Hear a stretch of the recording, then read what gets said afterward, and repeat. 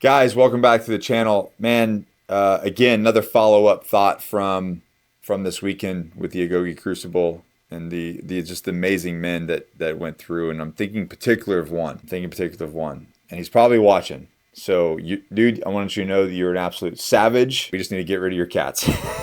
So now he'll really know who I'm talking about. But could not be more proud of you, man. And I'm looking forward to seeing what you look like in a year, the kind of man that you have become in a year. But this is what I want to talk about. The damage that parents and grandparents and friends can do to a man blows my mind.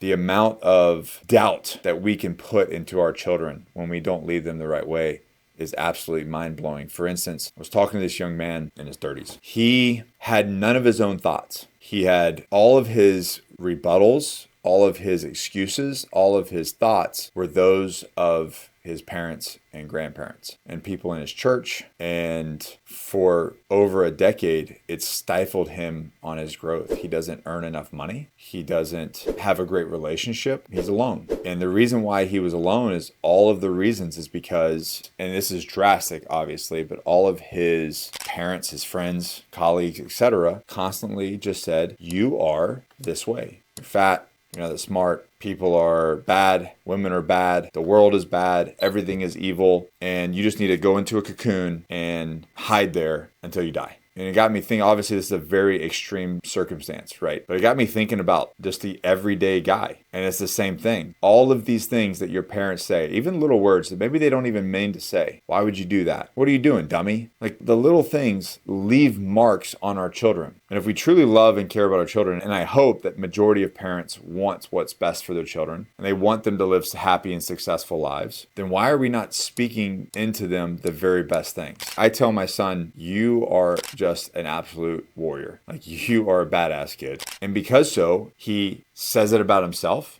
He acts like that. And everybody around here that comes in here and when he comes into work, all of our employees look at my little 3-year-old, he's about to turn 4, and they're like, this kid is amazing. The way he articulates himself, the way that he speaks about himself. Now, granted, is he a kid? He's still a kid, obviously. But he has a very high self-worth. Maybe a little too high.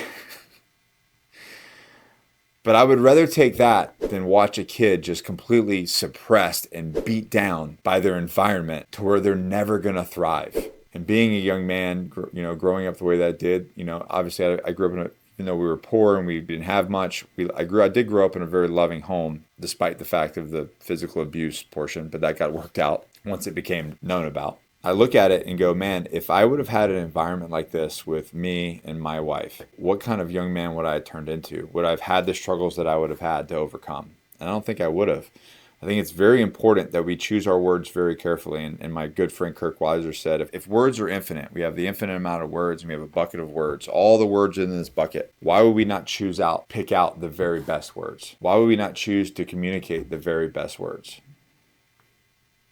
And the reality is, there's a lot of reasons why. Jealousy, our own self-worth. A lot of times when somebody treats you a certain way, it has nothing to do with you.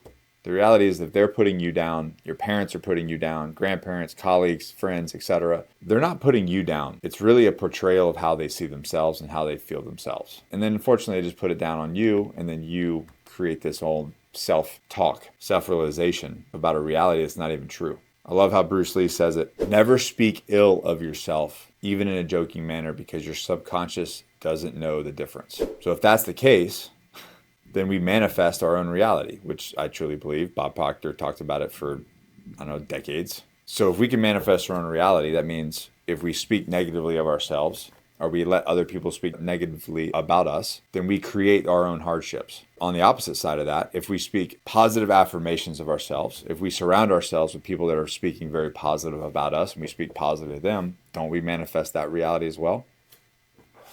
I would say yes, because it's manifested my reality. So with all that said, share this with a friend who needs to hear it and go tell someone something kind, because it costs $0 freaking dollars to be kind. And be very careful of the words of how you speak to others. Peace.